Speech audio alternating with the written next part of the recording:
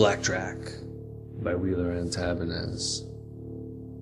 Commuters traversing the decaying roads of dirty Jersey are generally too busy honking and screaming at each other to pay much attention to the plague of graffiti whizzing past their car windows. To the streaming hordes, the fading spray paint is utterly meaningless, blending together in a mush of color like a bad tattoo sleeving the landscape. For the majority of drivers and their passengers, the paint-stained wasteland rushes by in a blur, but no matter how desensitized or jaded the population has become to the writing on the wall, nobody can ignore Black Track, reigning high above all others. For years I was convinced that Black and Drac were two different people. It made sense because no one person could have reached such incredible heights without an accomplice. They would have to be a team, I surmised, one person to hold the rope and belay, while the other rappelled down to paint. The graffiti lining the highways was truly an eyesore, a further blight on the already corrupted North Jersey landscape, but Black Track was different. The rest of the population seemed to have no use for graffiti at all, looking upon it as a dirty, low-class form of expression. For me, however, the cryptic bubble letters and indecipherable scrawls were like runes of a mysterious text, hinting at the existence of secret societies and marking the demise of our decadent civilization. Esoteric gang signs and multicolored aerosol murals in depressed cities like Paterson and Newark were the talismans I sought on my daily forays into the jungles of New Jersey. By visiting the drug-infested projects and abandoned industrial backwaters of these ghettos, I was able to capture and amass an extensive collection of graffiti photos using my digital camera. Very early on, when I was first starting this vandal's collage, I began entering the best of my graffiti pictures into a spreadsheet on my computer. Of course, the spreadsheet program wasn't the best way to display photos, but it had other advantages. Each line of my database was like a footnote in a book, conveying the information by itself, but also furthering a larger story that would presumably require many paragraphs, chapters, and sections to reveal the full meaning. As my vandal's omnibus grew, I became obsessed with the elusive tenor behind the graffiti, and this hunger for deeper wisdom drove me out on a daily basis to capture and translate the hieroglyphics of the streets. When I would get home from one of these daily picture-taking missions to my somewhat lonely one-room studio, the first thing I always did was plug my camera into the computer and upload all the day's photos. Then I would sort through the images, choosing a single photo that best represented each piece, and one by one save them into my spreadsheet. After each tag was entered, and usually there were hundreds, I would tab through every cell, punching in the relevant data for the photos. Each line of the sheet had 5 columns. The first cell always contained the picture itself, which could be clicked to enlarge. The other columns were labeled artist, location, date, and description. It was this 5th column where I spent most of my time writing out detailed observations of each graffiti piece. As these words began to pile up, my photo database became highly searchable, allowing me to cross-reference information about individual artists and North Jersey graffiti as a whole. It also let me flush out the more visceral content of the paintings by exploring how they made me feel as I typed out my somewhat lengthy descriptions of each photo. Why I was compulsively compiling this data, I don't know. But as my spreadsheet evolved into a sprawling document, I began to see patterns emerging.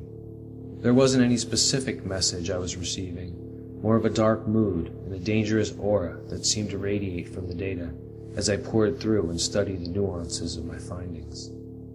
These shadowy hints inflamed my curiosity and kept me on the case, compelling me to leave my studio each morning with fresh hope that today might be the day when I would stumble across the missing piece of the Kodak. Out of all the tags I had become familiar with on my forays into the urban wilderness, no artist was more prevalent or prolific on the New Jersey scene than Black Track. Most graffiti writers content themselves with getting up along the highways or leaning out windows of abandoned buildings with paint rollers. They rarely spray their tags above shoulder level, and very few bother to use a ladder. Black Track, however, was up on the highest, most unlikely places, causing people to sometimes stop their cars and stand by the side of the road to gawk at a massive water tower or stare up at the vandalized face of a 6-story brick building.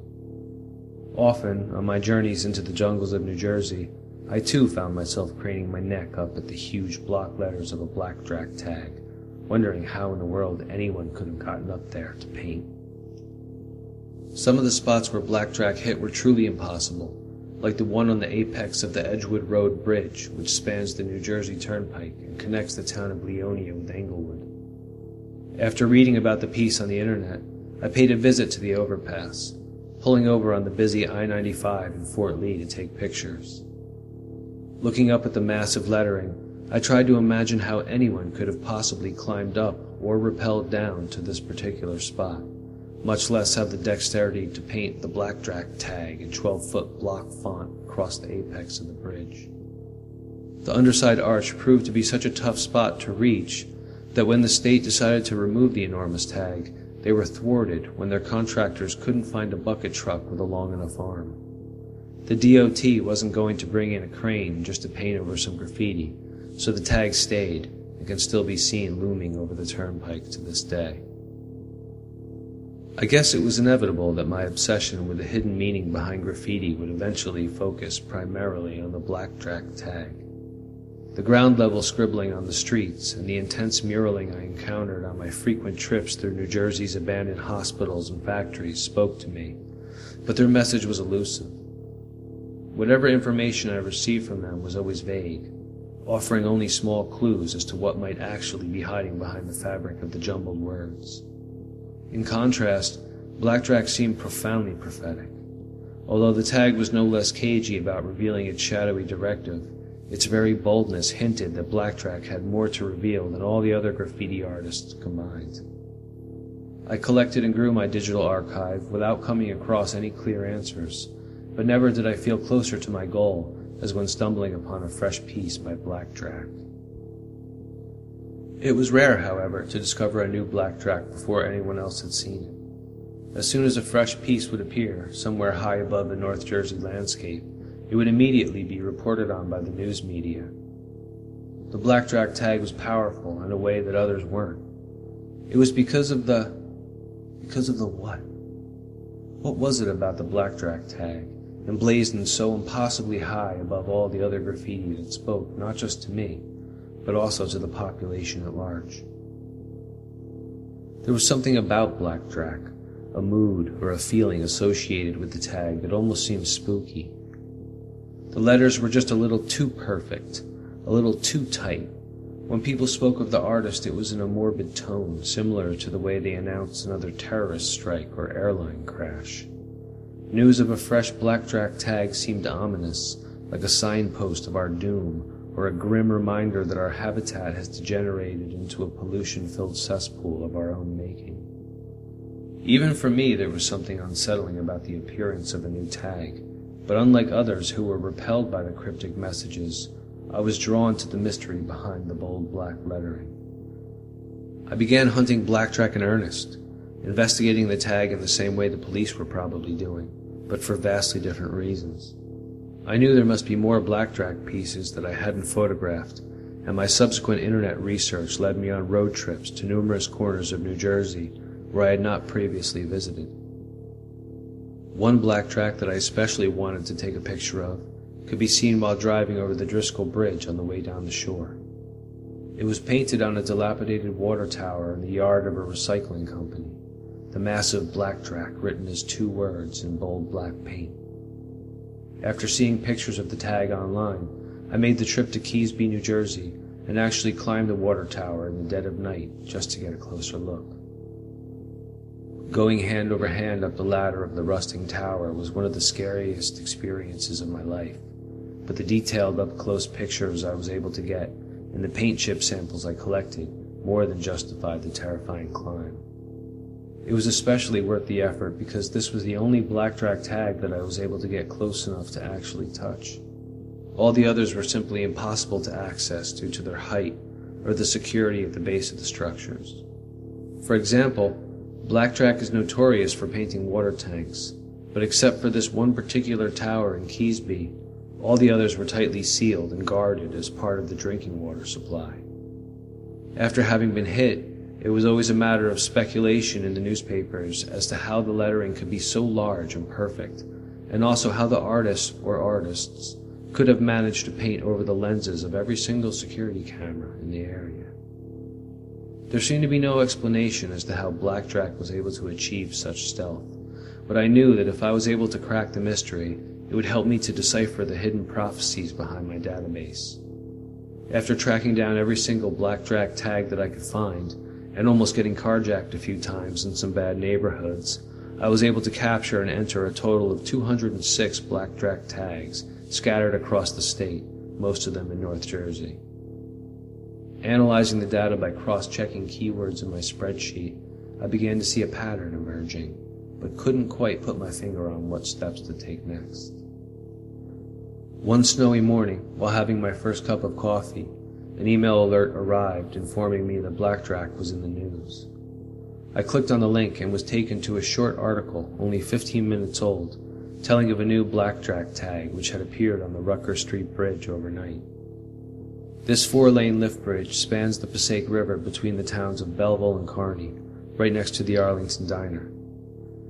Later that same day, when I went to see it for myself, there was a crowd of spectators standing in the diner parking lot, staring up at a massive Blackjack. It was painted as one word in huge block letters across the first tower of the powder blue bridge, and could be seen all the way from the top of the hill on Route 7. I went home surging with excitement, eager to input my latest entry.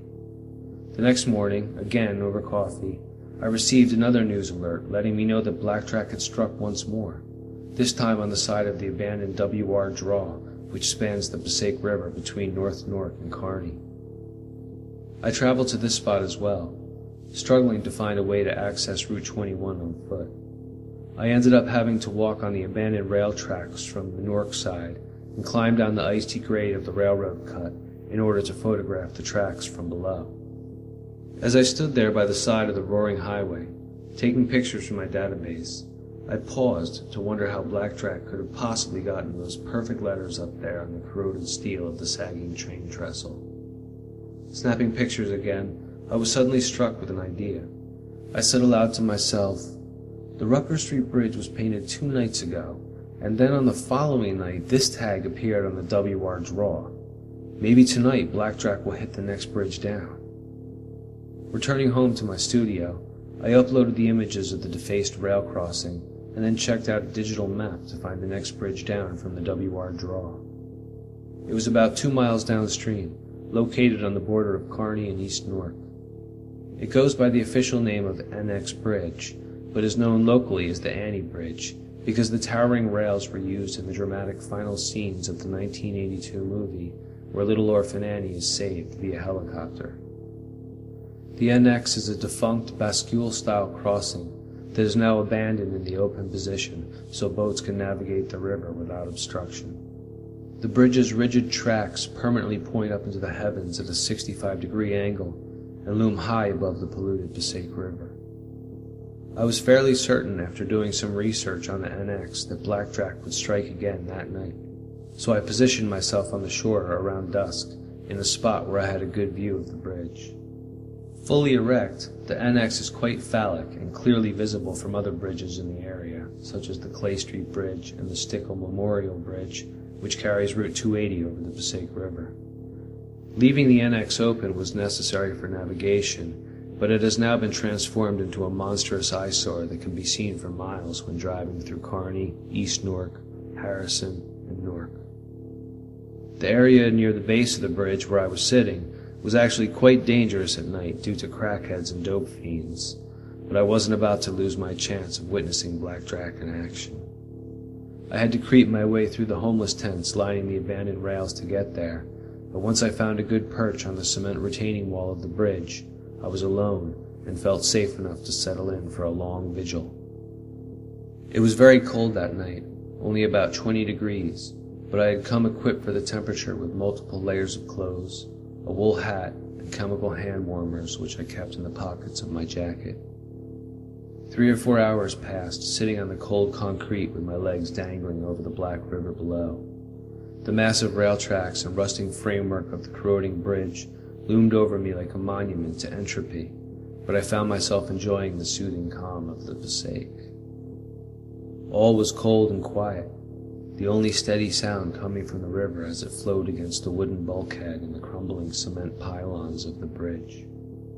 In the sky, the moon was full behind the elevated tracks, and its brilliance merged quite beautifully with the light pollution of Newark to create a glowing crimson haze in the smog. I regretted arriving so early, but I had not wanted to miss it if Blackjack made an appearance. I kept expecting two guys with coils of rope to appear out of the darkness on the train tracks, but as midnight finally rolled around, I started to doubt they would show up. I decided to sit there for another hour or so, and if they didn't arrive by 1 o'clock, I would call it a night, because by then the cold was starting to really penetrate, and I was getting restless. Just as I was about to stand up to leave, I happened to glance at the bridge and saw something weird flying around against the backdrop of the red sky. It was a black shape, human in appearance, coming in fast from upriver. I sat rigid on the concrete bulkhead, my mind instinctively rejecting the information my eyes were sending into my brain. Humans only fly in comic books and movies, I told myself. What I was seeing couldn't be real. When it got to the bridge, the shape was still moving quickly as it began streaking in and out of the spaces between the rotting steel of the skeletal framework. It kept this up for a while, almost as if it were playing, and then I saw it fly across the river where it slowed down long enough to pause above the flat roof of a factory. The shape was too far away to see more than rudimentary details, but as it slowly descended towards the lights of the factory, I could tell that the flying person I was witnessing had a distinctly feminine appearance. She approached a security camera mounted to the wall, and I couldn't quite tell, but it looked like she flew down and licked the camera's lens before abruptly flying away downstream towards the Clay Street Bridge. She spent some time down by Clay Street, and I could barely see her shadowy shape flitting about the creosote piers. Just when I thought I had lost track of the spirit, if indeed spirit she was, her form came speeding up the river, 20 feet above the shimmering black water.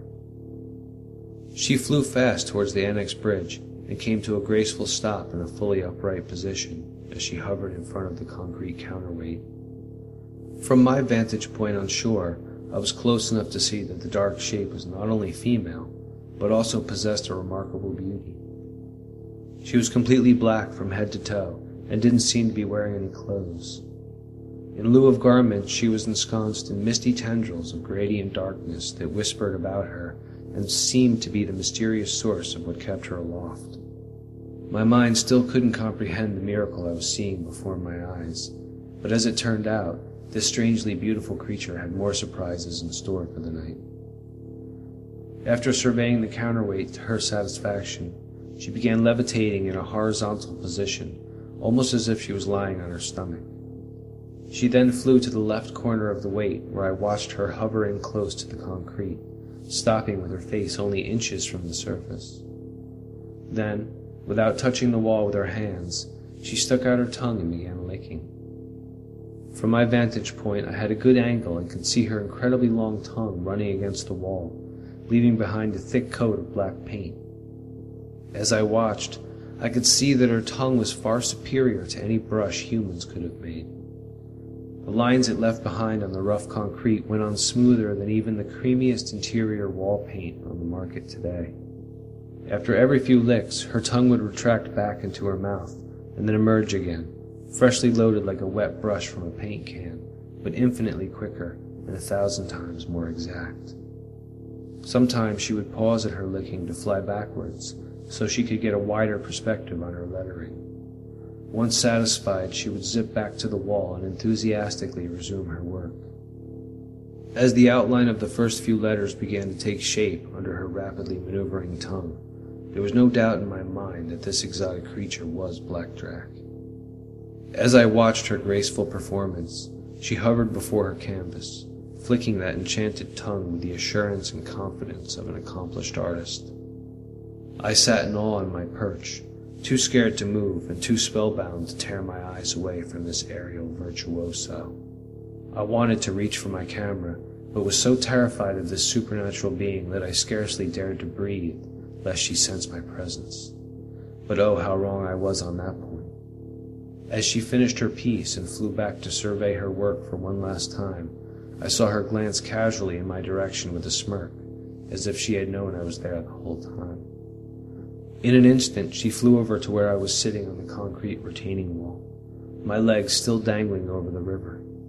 One moment she was hovering 30 feet away, and the next second she was floating with her face 6 inches from mine, those shadowy tendrils lapping against my winter clothes and tickling my face.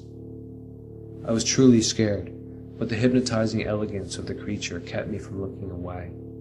Her eyes were glowing emerald green, and in the moonlight her face looked statuesque, as if she had been carved from a glistening slab of ebony marble. I didn't know if I was going to fall in love with her or run screaming into the night, but before I could do anything, she gave me a slight smile which froze me to the spot. As I sat there transfixed, she stuck out her incredibly long tongue and gently licked the bridge of my nose, leaving behind a perfect stripe of black, painty goo. With that, she whooshed off silently into the night, zipping over her freshly painted blackjack tag, maneuvering through the beams of the NX bridge, and then silhouetting herself against the moon before disappearing into the darkness. I was so dazed by my experience at the bridge that I can barely remember how I managed to get home. Ever since I saw her, I have existed in an absent-minded fog, completely neglecting my essential needs and shirking even the most basic responsibilities. Performing rudimentary tasks, such as brushing my teeth, eating food, or reading a book, has lost all meaning to me. My mind is still struggling to compute and categorize the occurrences I witnessed at the NX bridge, and the beautiful blackjack is all I can think about.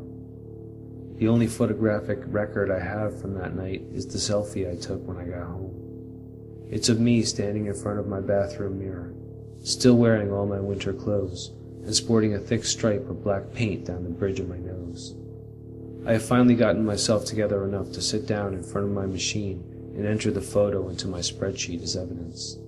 I'm now writing out this long description in the 5th column of the database, where you are no doubt reading it for yourself. I have fallen in love with the creature who calls herself Blackjack. I must find her again, and I will use the data in this spreadsheet to do so. I still haven't cracked the code behind New Jersey's cryptic graffiti, but as long as she's out there painting, I'll be on the hunt.